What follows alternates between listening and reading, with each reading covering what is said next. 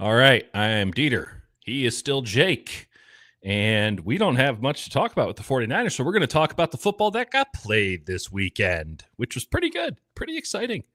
I don't know. Yeah. I got a kick out of it. I got a kick out of the NFL, man. They got a good business going on. And let's start with the last game, Jake, which was the feel-good game. Like It was Commanders awesome. and Buccaneers, everyone feels like it's like, yeah, neither of these teams matter. Like, go out there, have a Well, good time, boys. And that Jaden Daniels kid, I was talking to Larry about him yesterday on the stream, and you and I have had this conversation before. Like, there was something about him at LSU to where he was just so unaffected by the SEC. He just did whatever he wanted in college. And we obviously didn't dive deep into quarterbacks in last year's draft. But on just the sort of preliminary stuff, you're like, oh, that's the guy. Like, it doesn't make any sense. If you think about this too hard, you'll talk yourself out of it. But, like, that's the guy. I mean, I was probably wrong. I was concerned he was going to get destroyed because he's weighs what I weigh. Yeah, but and he just takes shots. But I was trying to think about the right word for him, and I really had this in my head yesterday when I was talking about him, and I hesitated to say it. It's very easy to say. So the kid is legitimately transcendent. Like, there are unicorns out there. He's one of them. I don't know how long it lasts. But he just is so unaffected by everything and is so organized and crisp. And on top of it, he is transcendent. He's just above all of it. And it's like there's a genuine magic. Like, he's a little like Allen Iverson, where everyone just sort of believes like anything is possible. Like, this guy's like so sick. They're just like, we might actually suck. We might have Aaron McKee as one of our best players. But it doesn't matter. They're not a good football team. Like, their defense is super questionable. I mean, they have some offensive pieces, but they're still giving the ball to Austin Eckler, who's running in quicksand. Right. And their offensive line is very hit or miss. I would note that that's the one offensive line that won this weekend that didn't feel like they just absolutely kicked ass.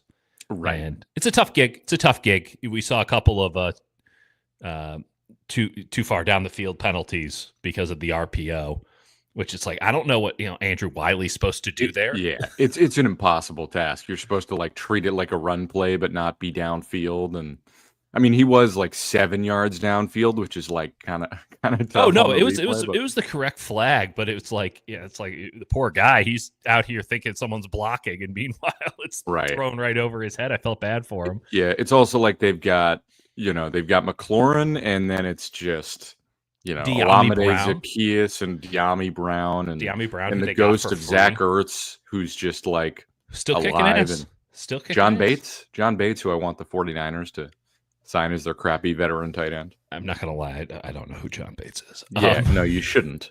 I think he went to Boise State. Now we're talking. Right? He's a Bronco.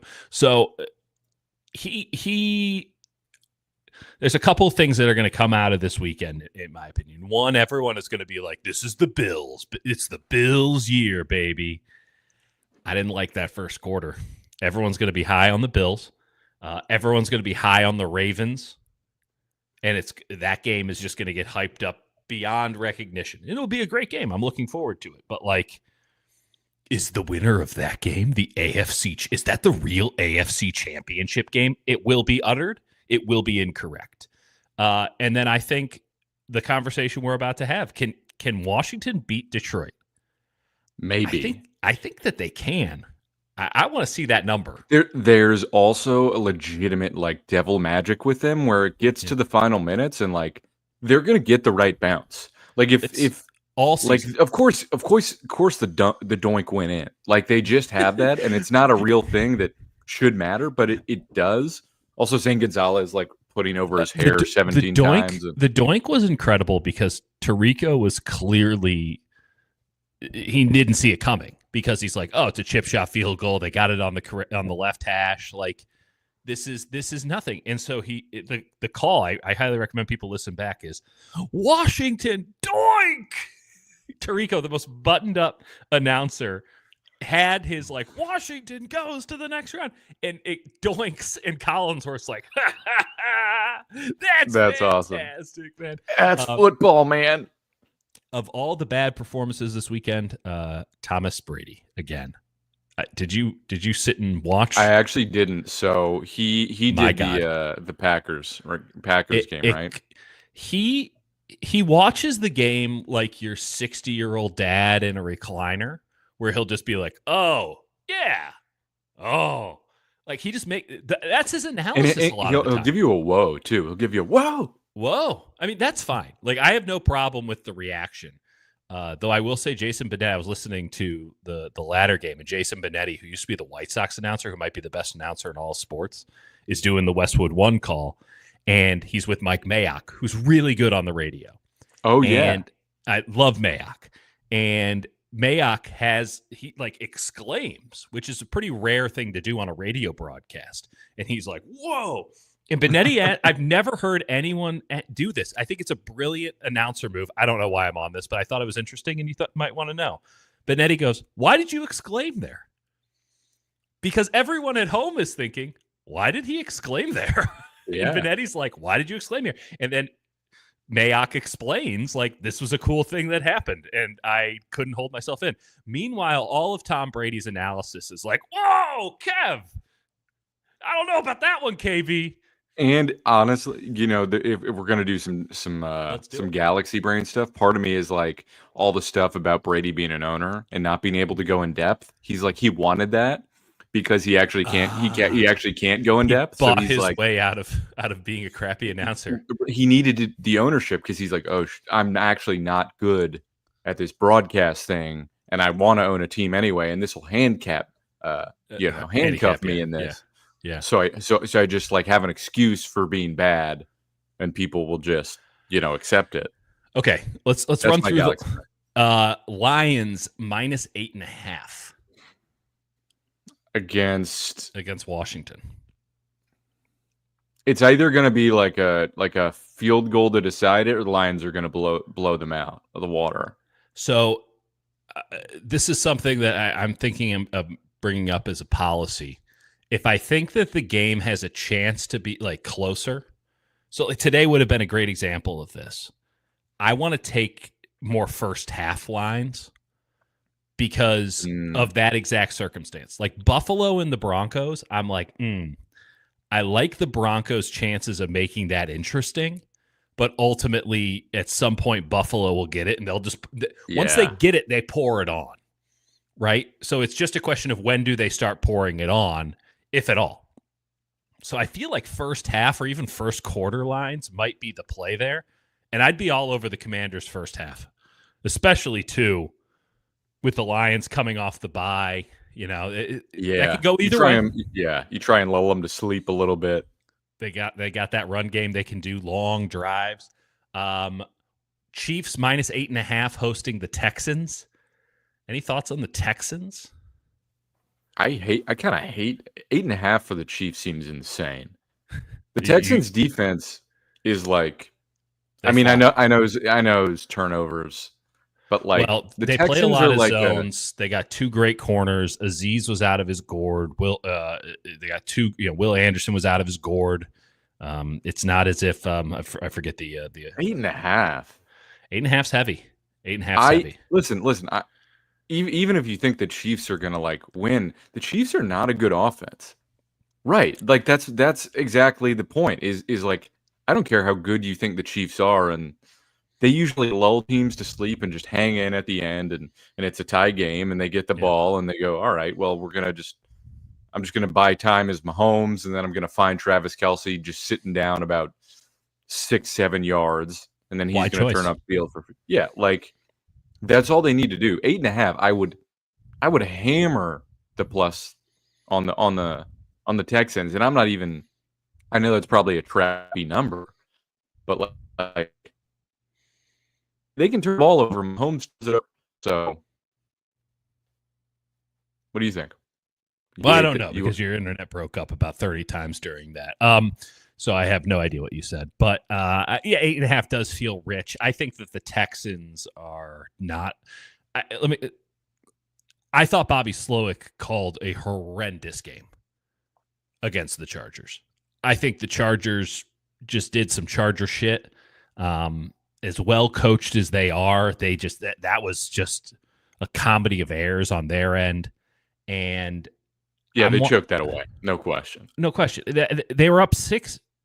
Were they up? Yeah, they were up 6-0, and it should have been 20. Right? They had it early, and Stroud couldn't move. They couldn't move the ball. Yeah. And it wasn't until Stroud had to get out of the offense, right, with scrambles and a fumble and all this stuff, where then they started moving the ball a little bit. And then the defense started to open up a little bit. I guess the 8.5 line is more on the Chiefs defense. Yeah. The Chiefs defense against Spags against Bobby Slowick is one hell of a mismatch. And listen, I think that line's going to get bet down to about 6.5 or 7 with ease, but and then you flip it. I might counter. Yeah, I might counter on that. I think the Chiefs are also playing good football right around now. I think they've had 2 weeks off. I will say this though, that's a good first half Texans line. That's a good first half Texans line. I want to see what that one is, if there's any juice on it. Vikings and Rams tomorrow in Arizona, because that's the world we live in. Any preliminary thoughts on Vikings Rams before we get to 49ers here? There's the Sam Darnold of it all. Yeah. So it's something where I actually really like what the Vikings defense does, and I think they can present a lot of problems. And I don't think the Rams are a good team. No. But I also think the Rams can catch fire, and the Vikings are an unreliable team with an unreliable quarterback. And my gut kind of leads me to the Rams, even though they're not really a good football team. They've just been there before, and I kind of trust McVay in this situation. I don't think they're a good team. I don't think they're a good team, but I lean Rams. I'm going to go with the Vikings, and it probably will feel heavier than it will be in the scoreline. I think it's a close game that if you were to watch it, you'd think the Vikings would have won by 4 scores, right? Yeah. And that I'll say this, of all, save for tonight's game, the winners,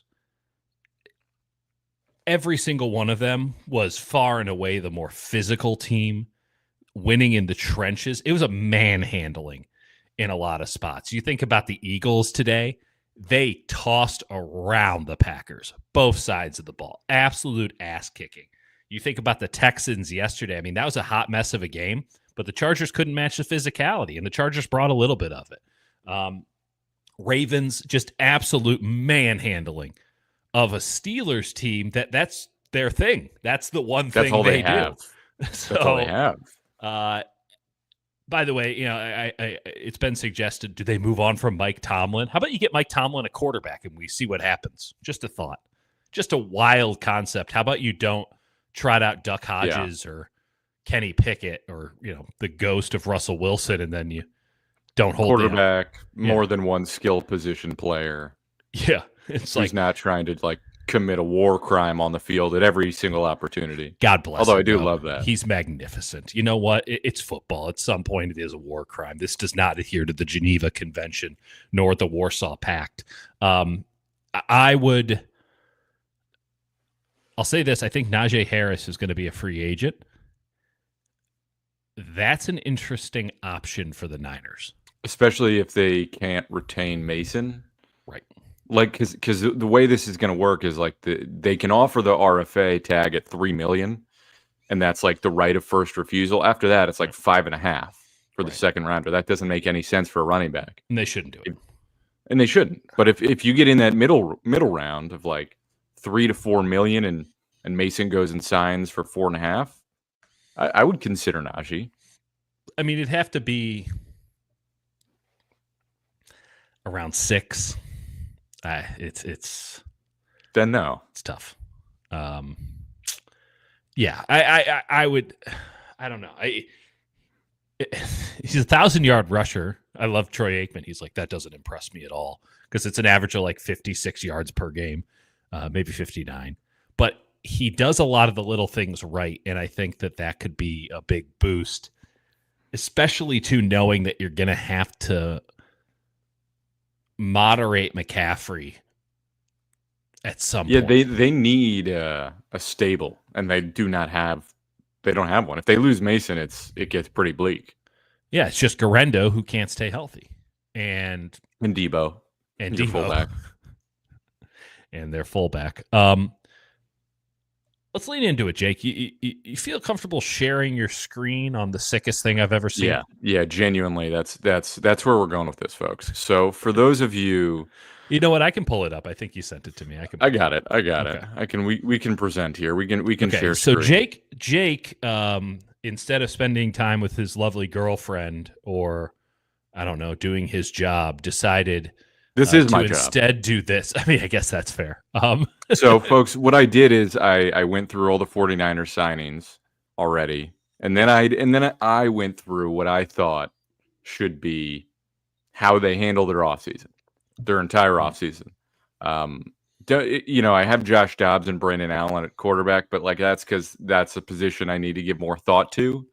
Mac Jones is out there, but he'll probably be priced out, and it's like they're going to pay Brock. So at the end of the day, who cares who your backup is? I mean, it matters, but you're not going to be able to really pay for it. Okay. Yeah, we're going spreadsheet here. But this is what I have. Party special. Yeah, it is. So we got Brock Purdy. How do y'all think brutal. I felt when Jake sent this to me and he's like, "I've been working on this today," and I'm like, "Oh no, it's heinous." We got an undrafted. It's everything we stand against. It's brutal. So I'm just gonna go for it. I'm just gonna break down what we're looking at here. We got an undrafted free agent rookie. He's competing for your backup job. Are you carrying 3? I might carry 2. We'll get down to the 53 when we get down to the 53. This is the 90, folks. This isn't the 53, man. This is the like 90. Something we could handle right now. Given this is the 90. I'll say we'll take 2. There's 6 color coats. Like I don't think that we can. You have 6 color codings, and you're like, let's not talk about the 53 right now, Dieter.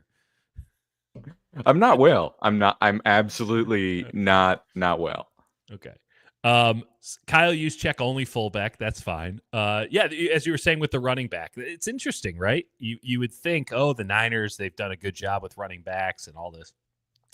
McCaffrey, Jordan Mason, who I think we're both in agreement, right, is going to stick around. Like it would be. We'll see unless somebody offers him 4.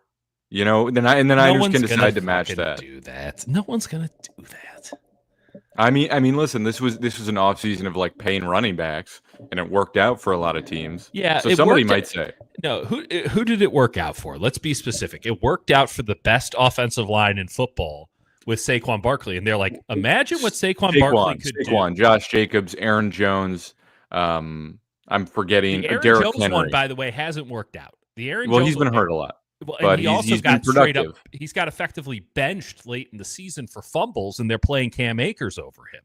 And that's going to be the case for the tomorrow. most part, that's worked out. So there's the two other examples you used, I think, are opportunistic, right? So you say, okay, it's so obvious now. Like it's just one of these hindsight 2020 situations.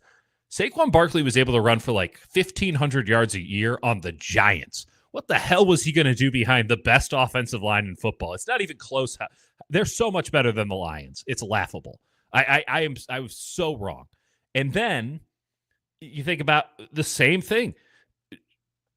Josh Jacobs was awesome on the Raiders. What's he going to look like on the Packers? Like at some point, it's okay to buy a running back if you have the infrastructure to maximize the running back, because you know that is the epitome of the Shanahan trees, all this stuff. They can get a pretty high floor. But now you got to bring in the talent to get to that high ceiling as well. So, listen, I'm not saying that you're wrong, that someone might not overpay him, or that they might overpay him, but I don't know. I have a feeling. Like no one else is going to be in the situation where they're like, let's see what Jordan Mason can do for us. We can really unlock him.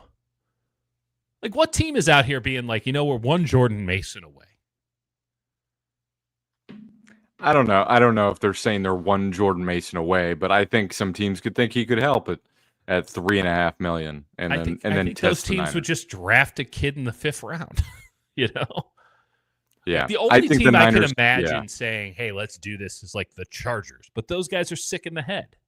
yeah. This is from Kevin. Thinks Mason's gone. Someone's going to overbid for him. Maybe Maybe. Dieter doesn't think so. I I don't think think so. it's I by an overbid. I'm saying like 4 to 5 million.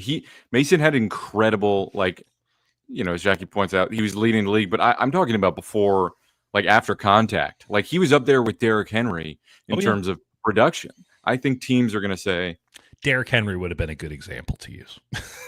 I used Derrick Henry. I used Did Derrick you? Henry. I You didn't mentioned say him. him. You didn't listen to him. Oh well, Um, that's par for the course. you got a narrative, man.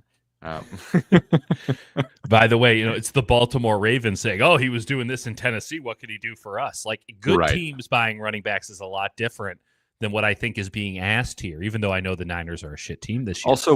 Also, whenever you're bored, just look up Derrick Henry's high school stats. It's awesome. I don't have to look him up. I saw him. It was unbelievable. I saw him play. He's unbelievable. It was freakish. Peter, Yeah, can you confirm or deny that you were chugging mustard?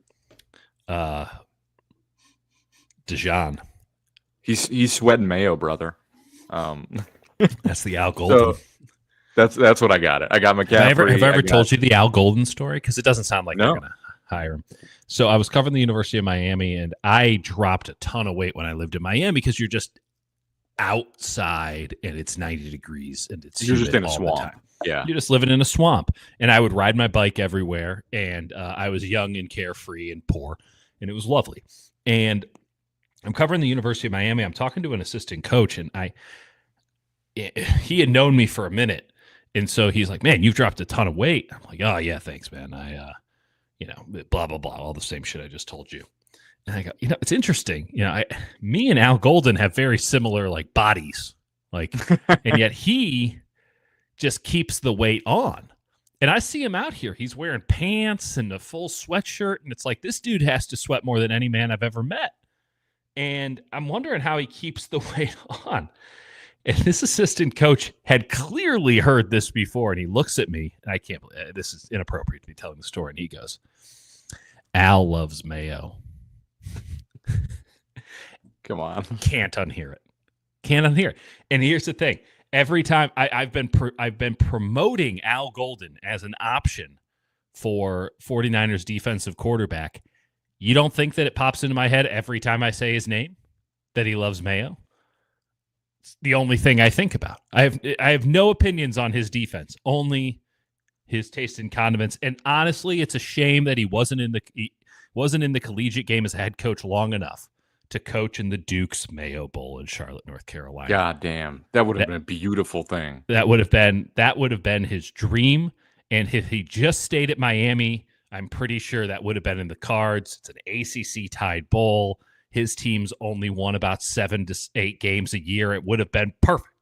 So, yeah, the things that could have been, Jake. The things could have been. Could have been. Also, there's a little discussion about Purdy's a lock. He's on this roster. I'm not even gonna discuss it. It's happening. What would be the alternative there, folks? How does that work? Well, is he holding out? He ain't holding out. This contract is going to be done. Let's place a little wager. The Ides of March, famous Julius Caesar, all that. Is the contract done before or after? This is the first day he can sign. It's like March. It was last Monday.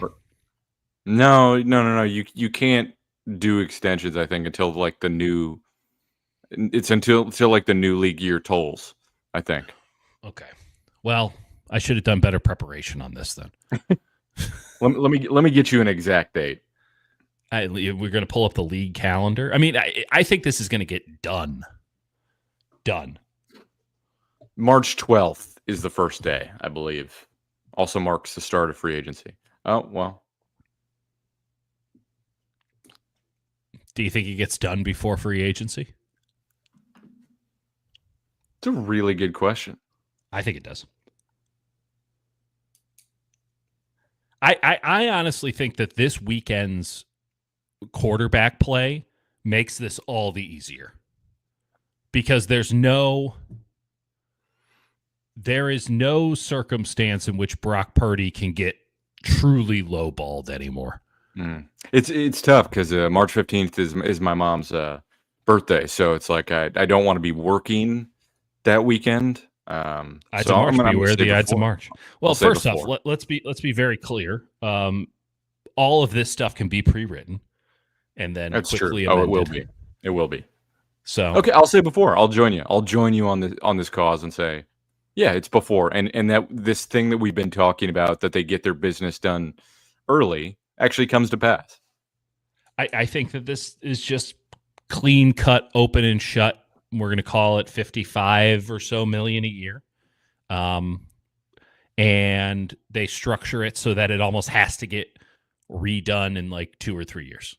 Or they could structure it where it's 60 million and I think $248 as I had it when I messaged you with my absolutely deranged It was deranged. That was the full. What was that? The full.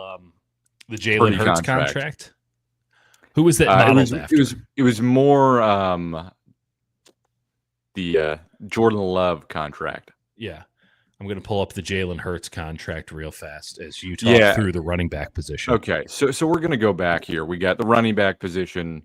Why are you looking at a spreadsheet? Because I'm not well. And it's color coded, and I spent too much time on it. We got McCaffrey. Let's pretend Mason's By the coming way, back. why are you looking at a spreadsheet? Would you prefer us to just verbalize all this? At least you got something to follow here. Yeah. We're going is how position by position, like, and this is not based on. Well, some of it's based on contracts, and I've done that. We got Christian McCaffrey. yeah, We got Jordan Mason. We got Isaac Orendo. right. His MCL recovers. Deebo Samuel, and then you get a late round undrafted running back. Okay, a cheap, terrible veteran, and I guess Israel Abanikanda is still on the roster. Moving to tight end.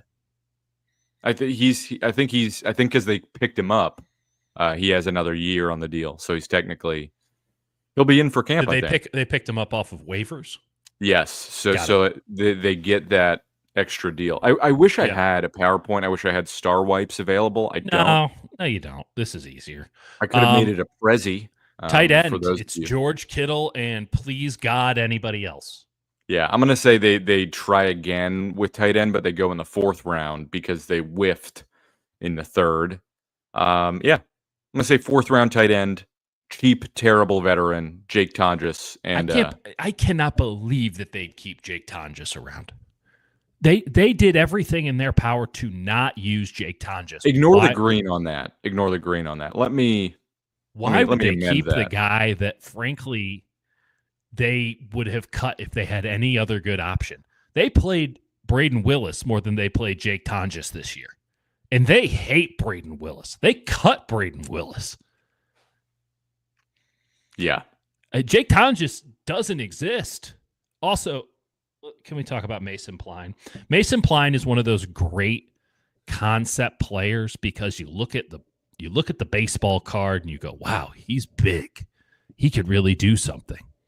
And the problem is that he's really slow. And that's a pretty big problem. He did not show much. He did not show much. I will say I do like Harold Fannin Jr. He should have won. I forget the name of the award for the best tight end in football or in college football. He was awesome. Which one's the Bednarik Award? Bednarik should be linebacker, right? I forget the name of it, but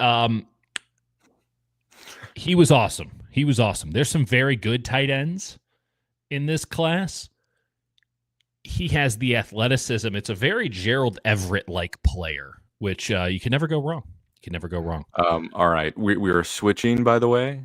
We are switching screens. Dear God. To I got another one for you.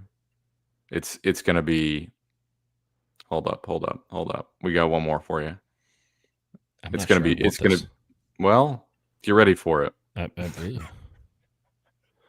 Oh, this is the Brock Purdy contract I drew. This is your Purdy contract. Okay. So, for those of you who hated the spreadsheet, here's a palate cleanser. Are you paying him $262 in non-prorated bonuses in 2026? So the reason is, if you remember, Trent Williams and what was it? Packers left tackle Bakhtiari signed at the same time, and the 49ers gave Trent Williams like an extra $10,000 so he could say he was the top paid offensive tackle. Right. This would, in theory, pay Brock Purdy like $60 million a year, and then the $262 puts him over Dak Prescott by $262. Which, why did you choose that number? Because that's his draft number, and I think the 49ers are corny enough to do some shit like that. That's why I did it. Wow, the fact that even dawned on you is incredible. Because there's always some garbage like this. There's always some nonsense, some like sort of thing you can hold on to, like this. Oh, like he's overcome the 262. Some absolute nonsense to try and make it like even more feel good. Just to make the Branch article even better, Yeah, it's absolutely deranged. So that's what I have. I just figured out what the 262 hat that guy wears is. I thought it was some zip code. Oh no. Is there a 262 hat? Yeah, he's selling, I presume, because he has a bunch of them in the background. 262 hats in the saloon font, which, not gonna lie, good looking hat. If I knew what 262 meant, I thought it was some white nationalist something, so I stayed away from it. That's good. So, by the way, before we go back to the spreadsheet, because I know everyone is clamoring, they've been like, "Where is the spreadsheet? Where's the spreadsheet?" If you don't put the spreadsheet back on, our boners are dying over here, Jake. Right? I know. But like, we're gonna work through this. $85 million signing bonus. Wow. $22 million fully guaranteed in first 2 years. $25 million option bonus. Yep. In years 3 and 4. Mm-hmm. And it's basically what he gets is it's similar to Jordan Love, but he gets like $132 million practically guaranteed at signing, $107 million fully guaranteed, which is more than Love got $101 million. So it's more than Love. You get basically more than that guaranteed, and then you can get out by like year 4, but really year 5 is like you can kind of get a clean cut there. Yeah. I just don't like it because it doesn't have 7 years of voids like. Don't worry, there's 2. There's 2 void years, but it's not 7, and I need 7. His contract is absolutely insane. It's my favorite thing. I just stare at it sometimes. He has a $97 million cap hit, at age 31, and then after that he has 6 void years. Yeah. So incredible. Okay, so that was the Brock Purdy contract. We're going to go back to the spreadsheet so everyone can feel better about where they're at. Good. I was losing my wood. We're back. All right. So now we're going down to receiver and offensive line. Okay. How does this work? For those of you who are fully torqued, get ready to get even more. We got. I am more than 4 hours. You need to consult a physician. I'm not doing okay. So we got Juwan Jennings. We got Ricky Pearsall. Yeah. Brandon Ayuk, who starts the season on IR. Yeah, we'll see. Deebo Samuel. But you got to get him on. Well, how would that work? I never get this right. PUP. So PUP lets you bring them back whenever, and you don't have to do the weird IR thing. Do the 53. Yeah. Right. I think you can. I can make this Strawberry Reacts. I can make this interactive. I will not. No, he does. But this is precious. He's not letting anyone touch it. So we got Jacob Cowing. I can't believe he's showing it to us. It's deranged. It's appreciated. It's not. I'm not okay. All right. Okay. I'm not okay.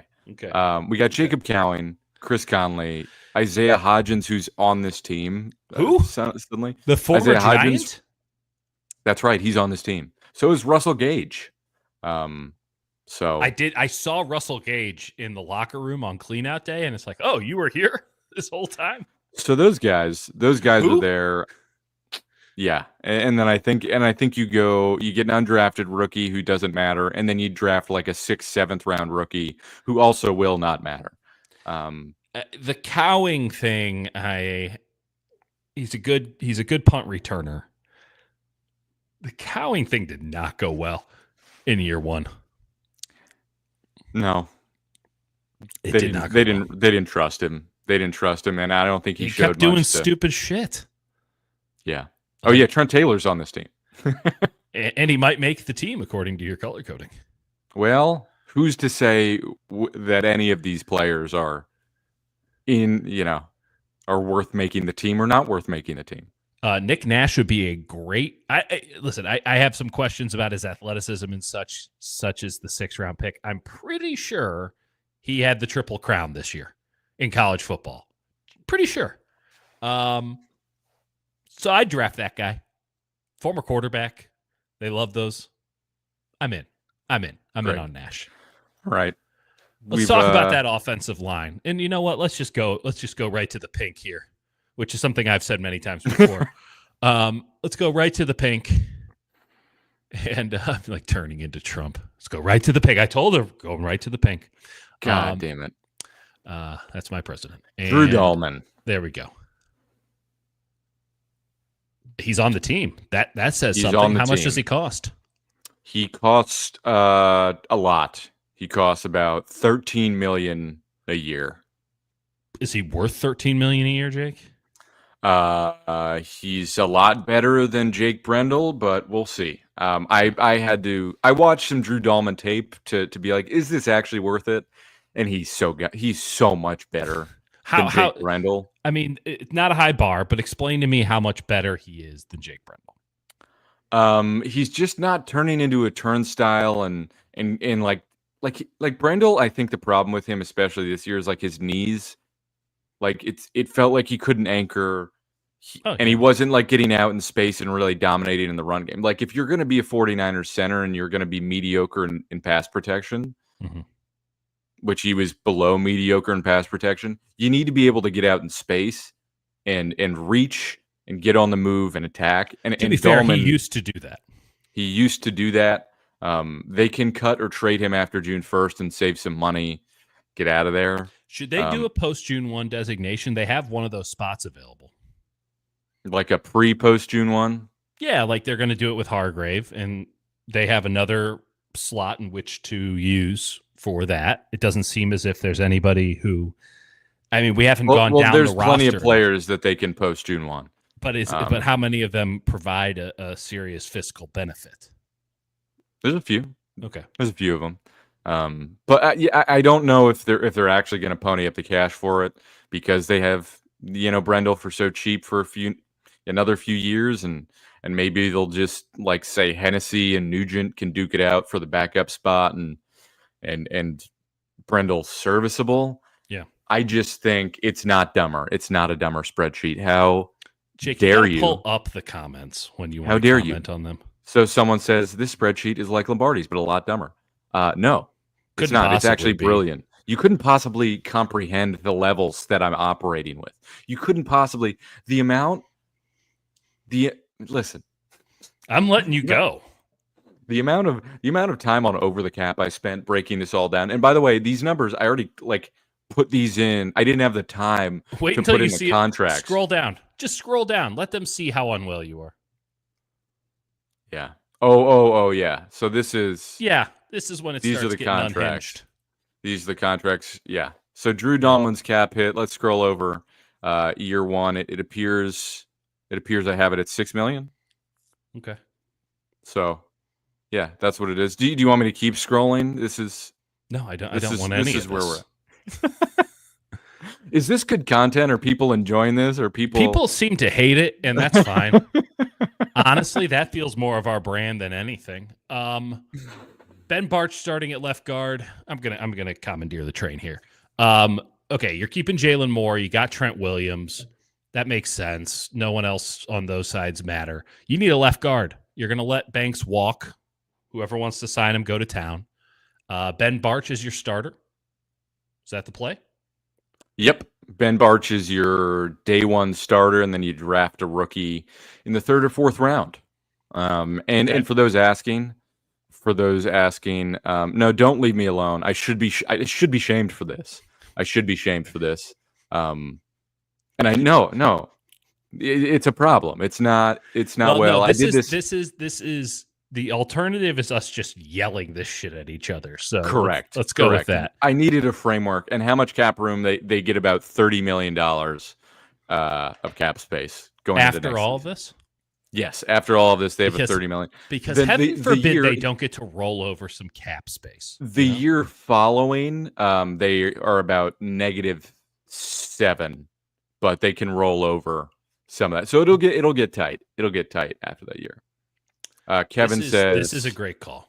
It does feel different if they're able to make a significant top of the market free agent signing on the lines, right? Yeah. Like, I don't remember him being tied to the 49ers. He wasn't some hot shot coming in, though. So, yeah, no, I just think Dahlman, he's the guy who's, I think, about to be 27. Like, he's on the very younger side of premium free agents you're going to be able to get. He's a guy who's from California, who they evaluated in the draft and had interest in, fits the mold of like what they look for in a center.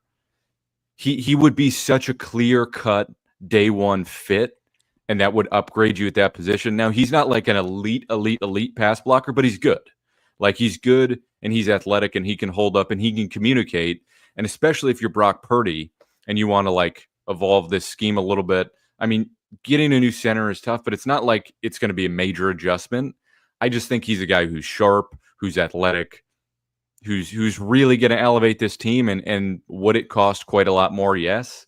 But in year one, his dad was a Niner for 7 fucking years. Yeah. Went to Stanford. He grew up in Salinas. Like, it's just like a literal perfect hand in glove fit there. I kind of think with Brendel, you try and do a post June 1 trade, which is not going to happen. But maybe you could get a 7th for him if somebody wants, if somebody's center gets hurt in training camp or OTAs and they're desperate. Like, he is affordable. Like, and he is a guy that might have a little bit left in the tank. I don't think it's out of the question, but I just think if you get Dahlman, you got Pooney, McKivitz was solid. You get Trent back healthy. You have Moore as a backup, and then you draft 2 rookies. That's like a pretty good group. That's like a pretty decent group to feel at least decent about. I mean, you're putting a lot on McKivitz to repeat. You're putting a lot on Pooney to repeat, if not get better. There's that. McKivitz, by the way, was the best offensive lineman on this team this year. Yeah, you could say Pooney. I think McKivitz was the steadiest. I think Pooney had higher highs. He also had lower lows. But that's why you draft. That's why you have a rookie offensive tackle in the first 3 rounds and a rookie interior offensive lineman in the 3rd or 4th or maybe in the 6th if you're the 5th if you trade down. Yeah, I love it. I think it would be great. I think that the Nuge or Hennessy would also be good options to have some battle in camp. I'm not sure I bring back Burford. It doesn't seem like they like him very much. He's already on the roster. I get it, but you could. All right. I'll put him a. I'm no. It's yours. I didn't mean to upset the spreadsheet. I just was merely pointing out that I'm not sure I'd keep him around. All right. Do you want to do defense later? Let's do defense later. Let's do defense later. This has gone on long enough. For those of you who stick with us, star wipes. Yeah. Who could be in here? Whoa. Giving people a panic attack. Sorry. You're unwell, my friend. Is this good content? Are people You know what really makes sure that everyone knows it's good content? Constantly asking, is this good content? Is this good right now? I cannot wait for the few people who listen only on podcast to just hear me scroll through a spreadsheet. Is this good content? Defend it. Is this good? Am I doing good? Are you proud of me? Yeah. Oh, man. That's Hey, you can't say I'm not trying. You can't say Oh no, it has nothing to do with you. I was just gonna, if you're spending some time with a lovely lady in bed and you consistently ask, "Is this working?" It ain't working. Am I doing? Is this good? How's that feel? Does that feel good? Is that it? Is that the spot? No. How about now? Oh Been there, man. buddy. Been there. Oh man. Yeah, Well, I've been in bed with a woman you have a child, so too. Um, had what else sex do you want to talk? twice. Do you want to talk Jet Modkins? I don't know who that is, and I refuse to acknowledge. Just Jet Modkins is a real man who is interviewed for their special teams coordinator role. He is 29 years old. Good for him. He is the son of Vikings running back coach Curtis Modkins, and he works for the Lions. Okay. Should we have a Jet Modkins corner going forward? Should this be a repeat? I don't know. I didn't see this. It was brought to my attention that they fucked up with the Rooney Rule as it pertains. Oh yeah, yeah. Because you have to interview multiple candidates if you're gonna hire. I think anyone, or especially a coordinator. It might just be coordinators. I do love that there's somebody out there being like Kyle Shanahan and John Lynch are such racists. Like that thought has crossed somebody's mind. Right. Even though they've done more, like they just keep getting draft picks. Half of their draft picks are because of the cause. They're literally getting a draft pick this year for Rand Carthon, who's already been fired. Correct. And D'Amico, I think it's a joint. Yeah. Well, at a certain point, they were getting so many, the NFL had to start cutting it in half. Could have made a terrible joke there. Yeah. And so I just love that. I also love that the last time Kyle did it, it wasn't an issue because, as you might remember, he did promote a black man into the role, Mike McDaniel. Yep, you forgot, didn't you? No, I didn't. I didn't forget. Certainly I love didn't. Mike. I love Mike, and I look forward to when he returns because he's the best. He is the best. He is the best. I genuinely, I miss talking to him because people don't get it. People genuinely studied their U.S. history. Well, people don't get Mike McDaniel at all, and people think he's like fake. And I'm like, no, you just don't know enough weird people. Like you don't know enough people who are really sarcastic and like don't. You don't know any latchkey kids who are also geniuses at the same time. That's exactly. I love raised on television in the 90s. I'll always defend Mike McDaniel. I love Mike awesome. McDaniel. Yeah, even when he deserves credit. Who do you think they hire as defensive coordinator? I mean, we've said Ulbrich before. It would be, I will say what's interesting about these. So they interviewed Saleh. They will give obviously Brandon Staley an interview. The one other guy they interviewed was Deshea Townsend. Don't know Deshea Townsend. So he was a former NFL player, played like 8 years with the Steelers. Yeah. Was like a fourth rounder turned special teamer. He's the Lions DBs coach and defensive pass game coordinator. So what's interesting about both of those guys is like the Lions are playing a ton of press man coverage, and they're getting pretty physical at the point of attack. Like that's a guy that you would think would come in and maybe lean in more into the man coverage stuff that has given the 49ers trouble. Like the 49ers drubbed the Lions defense, and the fact that they're like, no, that they know what they're doing. Yeah. That's a good scheme over there. That's good. That's notable. And then with Modkins, the other Lions guy, like they've shamed the Lions for special teams, like Kyle has gone out of the way. And maybe that's just like a due diligence thing of like, hey, let's see. They're a little more aggressive on special teams. They actually do fake punts. It's like, hey, maybe we consider doing that. Maybe we are more aggressive. What does he actually think? And you just test that out. And also, you're going to compete with the Lions, so why not interview every single one of their coaches? I think Eberflus would be a great hire. I think Eberflus has proven time and time again to be an exceptional defensive coordinator. That's all you're asking him to be. He's not taking over for Kyle Shanahan. And he's not going anywhere. He is sure as hell not going anywhere. That guy is not getting hired as a head coach again. It was incredible he got hired in the first place. I remember. I've known Flus since when he was the defensive coordinator at Mizzou, and I was stunned when they hired him. I was stunned when he got hired as the head coach because it's like that's not how that goes. That's not how that operates. So it is that could be his Spags.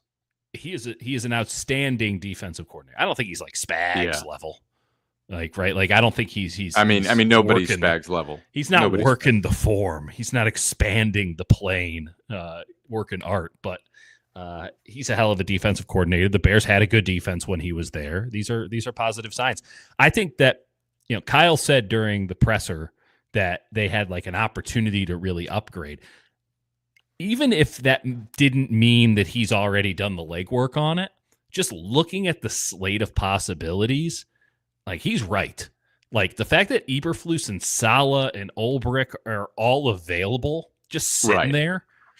Like these guys are just career defensive coordinators who have been doing this, who know how to do this. Sweet Lou. I mean, he's sitting there. Like, dude, Lou Anarumo is a guy. I remember one of the first like real, preseason. I think they opened the season against the Bengals in, was it 2019? No. It wasn't 2019. I don't know. It might have been 2020. 2020, 2021. They opened the season against the Bengals. Yeah. Yep, I remember. And so I did a deep dive on Lou Anarumo defenses, and I was like, this guy's sick. He's sick. And now, guess what? When you don't spend any money on defense year after year, you're going to run into some problems. That I will blame the. They Brown also have family. like 2 scouts on their entire. Isn't that what you told me? The Bengals have literally 2 scouts. Yeah, let's make sure that's still the case. Front office personnel. Yeah, they have 2 scouts. Here we go. Scout. We're going to search for scout. I just think here I just think they have Anarumo, 1, 2. Yeah, they have 2 scouts. Christian Sarkeesian and Andrew Johnson, and then they have a scouting director for college and a scouting director for pro. So they have a scouting director, and I presume one person who works for him, and then they have a other scouting director who I presume one person works for. Meanwhile, it seems as if they have multiple people working in accounts payable. You should see the amount of video directors they have, though. Man, this is incredible. This is it never ceases to amaze. 2 scouts. 2. Like, I honestly, if you were to have had a bunch of scouts and pared it down to 2, I'd get it. Like, you and I can do it. We die, but you and I could do it.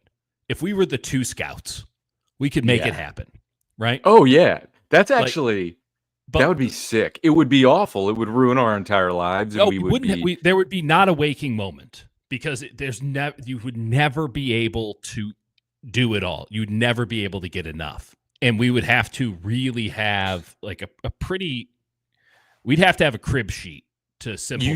You just like, it's a pure numbers thing. Like, you don't have enough manpower, so you don't have enough time in the day to get to all the players. So if you were to have had a bunch of scouts and then you say, okay, we're in an era where we don't have to go, the way that it used to work is you'd show up at a college and then you would say, hey, I'd like all the film on this guy. And then they'd go and they'd get the film for you on, tape. And then you'd sit there and you do it. Now, the same thing is still true. You still go to a college and you say, I'd like all your practice film or whatever. And they sit you down with an iPad or they put you in front of a computer in a room and you get to just watch all of it. But then you also get to talk to them. And so because that's somewhat of an old school way of doing it, a lot of guys still do it because they want to get a feel for the player and this and that. And I don't think there's anything wrong with that. Yeah. You at the same time could just say, can you send me a Dropbox file or, can you just send me this film? And what I would do? Cincinnati and do this.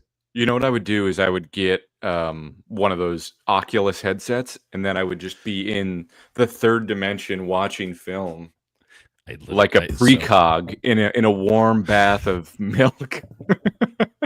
just with that headset on, just looking at the worst defensive tackle you've ever seen and saying, I think there's something there, while I'm like slightly drowning just a little bit. Like a tub with 2 inches of water. That's how I would do it. That's my vision. And I would be hallucinating. Because I'd be dehydrated and I would not have left that tub. Just a hairless, bald, pale man just in the milk. We're in the milk now, baby. Just having horrible visions of I was watching the game yesterday, and I'm like, oh man, I don't know how it came across, but I saw somebody that was like doing prep with the Oculus for the game. Oh, yeah. And I'm like, oh shit, I gotta get that. My wife's like, we have one of those. No one uses it. And I'm like, well, no one can come upstairs when Daddy's on the Oculus. Just the other there's a Community sketch about that. That's absolutely incredible. Shout out Community and like bad NBC shows from a decade ago. I'm a 36-year-old man. I asked for one thing for Christmas. I asked for a football. I realized I didn't have. Who are you throwing the football with? Anyone who wants to. You come around, you get the ball. And right now it's a 2-year-old, and I'm just Peyton Manning her in the head. That sounded like you're recruiting too. You come here, you're gonna get the ball. I have a spot for you at UTEP, and so I asked for the football. And what was I going to say? I'm watching a game the other day, and I'm holding the football. It's all very lame and cliche. And I'm like, you know what? I feel like getting in a 3-point stance. I feel like snapping a ball. And I got the couch behind me, and I'm snapping. I'm coming out. I was feeling it. I was feeling it. And Lottie, a 2-year-old, walks in and just stares at me, just gut out, just like, what are you doing? And I've never felt that. I haven't felt that ashamed as a father.